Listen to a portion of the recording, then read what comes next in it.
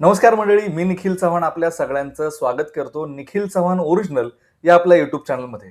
मंडळी, आज आहे मराठी भाषा गौरव दिवस आणि या महत्त्वाच्या दिवशी आज आपल्या सोबत आहेत ज्यांनी मराठी भाषेतून रेडिओवरती लाखो मराठी जनांच्या मनावरती अधिराज्य गाजवलं असे लोकप्रिय रेडिओ जॉकी आणि आमचे ते सर राहिलेले आहेत आदरणीय मयुरेश शिर्केजी.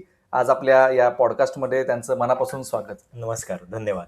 सर्वप्रथम तुम्हाला मराठी भाषा गौरव दिनाच्या मनापासून शुभेच्छा. निखिल, तुम्हाला आणि तुमच्या संपूर्ण टीमला सुद्धा मराठी भाषा गौरव दिनाच्या हार्दिक शुभेच्छा. सर, या आपल्या अगदी कॅज्युअल गप्पा आहेत.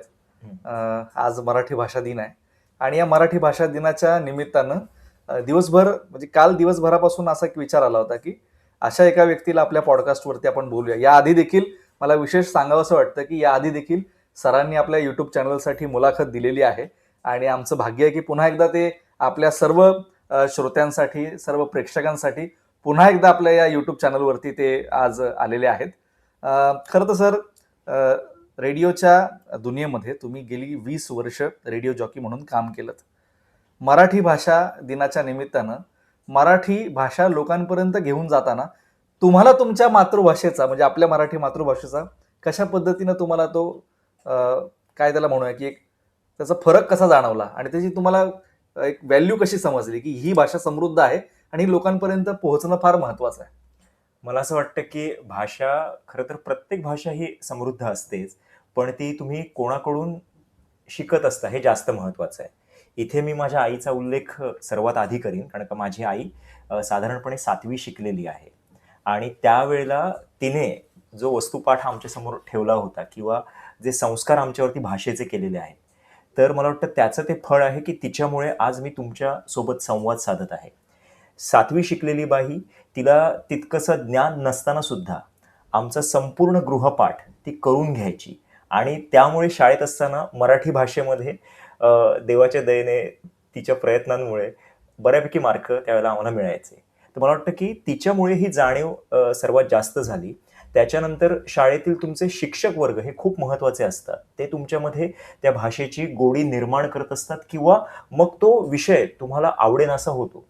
तर तसं मी सांगू शकेन की स्मिता कुलकर्णी टीचर आमच्या ज्या होत्या, तर त्यांनी त्यावेळेला ज्या पद्धतीने आम्हाला मराठी भाषा शिकवण्याचा प्रयत्न केला होता आणि किती सुंदर सुंदर कथा, म्हणजे एक पुस्तक तर खूप असं जिव्हाळ्याचं आवडीचं राहिलेलं आहे, जे मागच्या वेळेला पण मी तुला सांगितलं होतं की श्यामची आई ज्या पद्धतीने त्या पुस्तकाचं वाचन त्या करायच्या आणि अक्षरशः प्रत्येक धड्याच्या वेळेला ना डोळ्यातून अश्रू यायचे.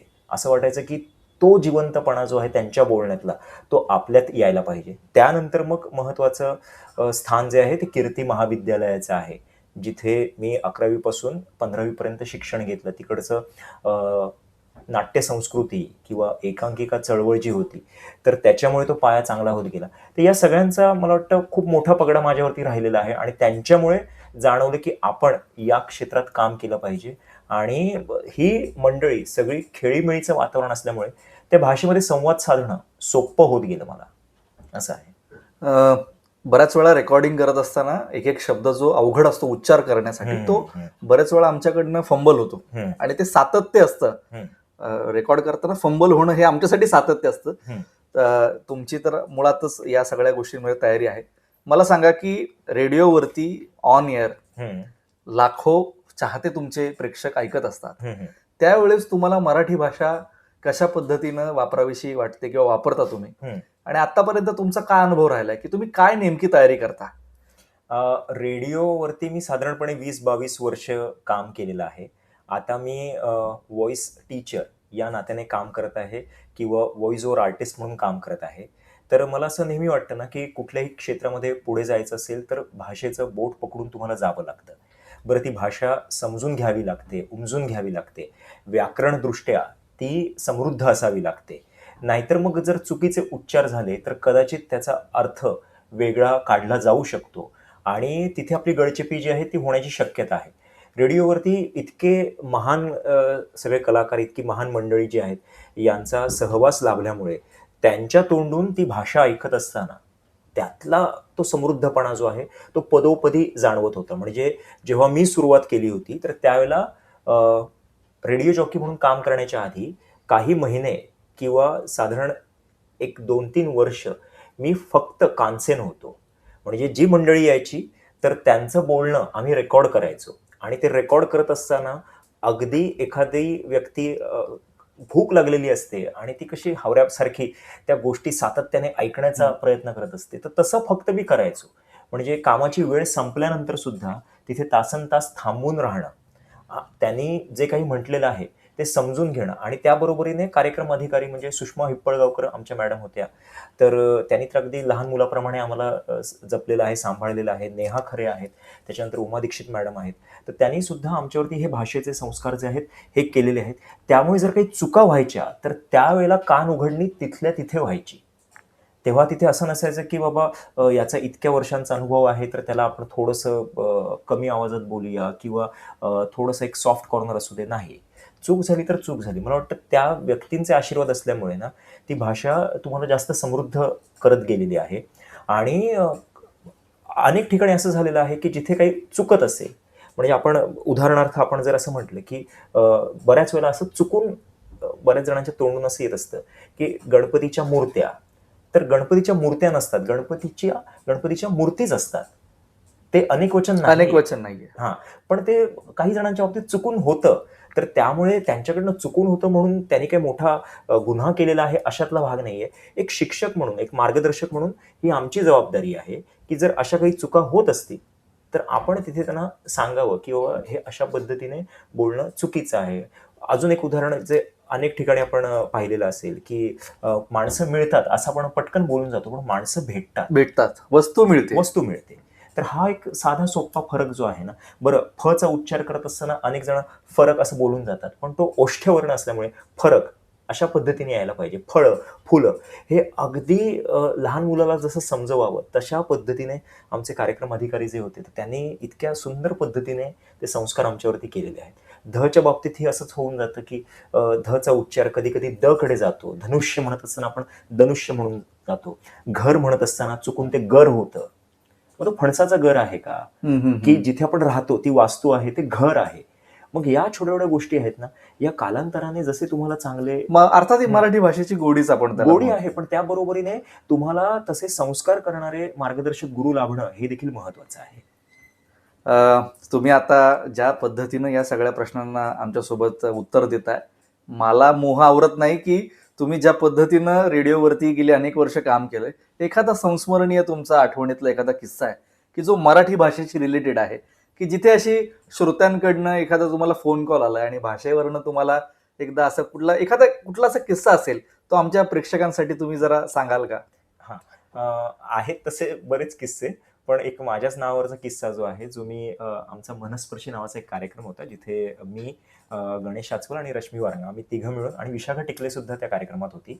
तर आम्ही हा कार्यक्रम सगळ्या ठिकाणी सादर करायचो. तर त्यामध्ये सुद्धा सांगितलेला हा किस्सा आहे. तोच किस्सा मी इथे आता पुन्हा एकदा सांगत आहे. झालं होतं असं की मी जेव्हा रेडिओवरती काम करायचो तेव्हा आम्हाला ना टेलिफोनची एक व्यवस्था होती. त्याला फोन इन आणि फोन आउट म्हणायचो आम्ही.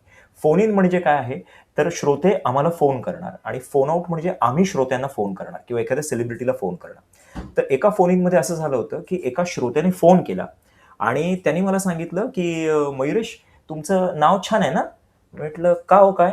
तिले नाही तुझं नाव किती वेगळं आहे. म्हटलं अहो त्यात काय, एवढं साधं नाव आहे. तिले नाही तुझं नाव आहे मयुरेश शिर्के. म्हटलं नाही नाही काहीतरी गल्लत होते, मयुरेश शिर्के नाहीये, मयुरेश शिर्के आहे. तर त्यांनी तेच सांगितलं की मयुरेश कसं होतंय की तुझं नाव त्याच्या शेवटी श आहे, शहामुर्गातला. ओके, तुझं आडनाव शिर्के, हा त्याचीही सुरुवात श ने होते. यामुळे कसं होतंय की तू जेव्हा म्हणतोस की मी आहे तुमचा मित्र मयुरेश शिर्के, तर ते ऐकताना मयुरेश शिर्के वाटतंय, कारण ते दोन्ही श एकमेकांमध्ये मिसळले जात आहेत. आणि मग त्यावेळेला मला कळलं की अरे आपल्याला आपलं नाव लोकांपर्यंत अजून नीट पोहोचवता येत नाहीये. मग आपण काय केलं पाहिजे? मग तेव्हापासून मी एक डॉट पॉज घ्यायची सवय लावली. म्हणजे काय, मी सांगताना असं सांगतो, नमस्कार मी आहे तुमचा मित्र मयुरेश शिर्के. अच्छा, नाहीतर याच्या ऐकायलाही छान वाटतं. नाहीतर याच्या आधी असं व्हायचं, नमस्कार मी आहे तुमचा मित्र मयुरेश शिर्के. ते ऐकताना मयुरेश शिर्के असं वाटायचं. तर मला वाटतं की हा एक छोटासा बदल जो आहे ना तो एका श्रोत्यांनी सांगितला होता. दुसरा एक किस्सा जो आहे, जर तुमची अनुमती नाही असेल नाही तरच मी नाही, सांगतो. अर्थात अर्थात. श्रीनिवास खळे काका, हम्म. ज्येष्ठ संगीतकार, जे आता आपल्यात नाही आहेत, तर त्यांच्याशी निगडीत हा किस्सा आहे. तर त्यांचा जन्मदिवस होता आणि जन्मदिवस असताना मी असं ठरवलं होतं की त्यांची गाणी याच्यावरती आधारित एखादा आपण कार्यक्रम सादर करूया. कार्यक्रम मी सादर करत होतो. 2 ते 3 आठवणींच्या हिंदोळ्यावर होता. 2:45 वाजता मला एका मित्राचा फोन आला, की अभिजित पंत नावाचा. तर त्याने मला सांगितलं, की "मयुरेश, अरे मी गाडीमध्ये तुझा कार्यक्रम ऐकतो, मला छान वाटतंय." तर मी म्हटलं, "हो ठीक आहे." म्हटलं, ही प्रतिक्रिया आली, ठीक आहे." आणि तो बोलला, "मी पुन्हा एकदा फोन करतो." म्हटलं, "अरे मला कळेना की," म्हटलं, "आता तर बोलणं झालं तर परत कशाला?" बरोबर 10 एक मिनिटानंतर त्याचा पुन्हा एकदा फोन आला आणि तो म्हणाला, "घे अण्णांशी बोल." आणि मला कळेना. म्हटलं, "आता हे अण्णा कोण आहेत?" आणि समोरून धीर गंभीर आवाज आला, अ, "बाळ मयुरेश का?" मी म्हटलं, "हां, मी बोलतोय, नमस्कार." तर ते म्हणाले, "मी अण्णा बोलतोय." तर मला कळेना. म्हटलं, बोललो, आता पलीकडेचा आवाज कोणाचा आहे मला काही सरप्राईज सगळं. सरप्राईज होतं. हा. आणि ते म्हणाले, "मी श्रीनिवास खळे बोलतोय." बापरे. आणि झालं, माझ्या पायाखालची जमीनच सरकली. मी म्हटलं, काहीतरी म्हटलं संदर्भ चुकलेला असावा. तर त्यांनी सांगितलं, "मयुरेश, 2 ते 3 मी तुझा कार्यक्रम ऐकतोय आणि खूप बरं वाटतंय की आपल्याच वाढदिवसाच्या दिवशी हां, आपण ज्या कलाकृती निर्माण केलेल्या आहेत, त्या रेडिओच्या माध्यमातून खूप मोठी ऐकणं." पोचपावती. हां. आणि ते किती मोठं आपल्यासाठी एक गिफ्ट असू शकतं. आणि तो प्रसंग अजूनही आठवला ना निखिल, की इतकं म्हणजे भरून येतं, की इतके मोठे ज्येष्ठ संगीतकार, हां, ज्यांच्या संगीताने महाराष्ट्राला अक्षरशः वेड लावलं. बरं, त्यांची गाणी इतक्या कठीण चालीची आहेत, की जी ऐकताना सोपी वाटतात, पण गाताना खूप कठीण असतात. ती व्यक्ती स्वतः आपल्याला एवढे आशीर्वाद देते, सांगते. तर मला वाटतं ही एक संस्मरणीय आठवण राहिलेली आहे. खरंच हा सगळा प्रसंग तुम्ही ज्यावेळेस सांगत होतात, अगदी आमच्या डोळ्यांसमोर आणि मला असं वाटतं आमच्या प्रेक्षकांच्या डोळ्यासमोर सुद्धा हा ताजा झाला असेल. सर, आता सध्या मराठी भाषेची जी सध्याची परिस्थितीच आपण म्हणू, हं. या सगळ्या पार्श्वभूमीवरती माध्यमांनी कशा पद्धतीनं सजग असणं महत्त्वाचं आहे असं तुम्हाला वाटतं? मला वाटतं की ना, इतरांना दोष देण्यापेक्षा आपण स्वतःपासून खरं तर पहिली सुरुवात केली पाहिजे.